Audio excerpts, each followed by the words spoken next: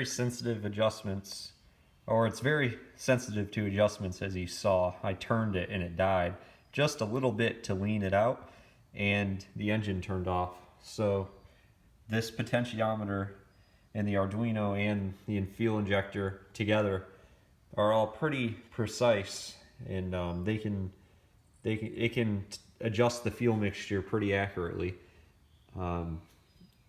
Very small increments. But it's made with an Arduino Uno, a potentiometer, a few MOSFETs, and a fuel injector. It has two inputs. One input is the potentiometer. That's my fuel mixture. That tells the fuel injector how long to stay on or how long to not stay on. And the other input is the proximity sensor here. That is triggered off the intake valve. So when the intake valve opens, pretty much the instant the intake valve begins to open, it tells the Arduino, hey, we need to inject fuel into the engine. So that then triggers the fuel injector based on the position of the potentiometer. And what the one MOSFET does is that just controls the fuel injector, because one, it needs more current than what the Arduino can put out, and also it runs on 12 volts and the Arduino runs on 5.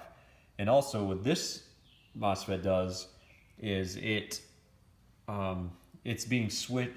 switching the Arduino from the proximity sensor, and that's because this also runs on 12 volts and the Arduino runs on 5.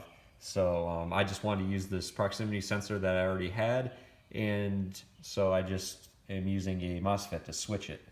Overall, it's not super complicated, but I did learn a lot from building this. It was a lot of fun, and now that it's running, it's certainly rewarding to sit there and watch it run. Also, I wanted to mention, it runs on propane, just compressed propane. You can see there.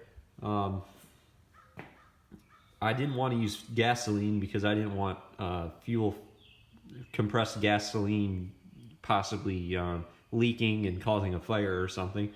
So the propane's slightly safer. It's still not super safe. It could be better. I just have a fuel line that's really probably not meant for high pressure gas, but it's working. It hasn't exploded yet. Overall, it runs good, and I would like to eventually put a throttle body on it so I can eliminate this, or maybe keep that as an idle mixture and put another potentiometer as a throttle body, throttle position sensor. That's what I'm getting at. But right now I'm just controlling the throttle I got this piece of wood bolted over the intake, and that's basically blocking off air.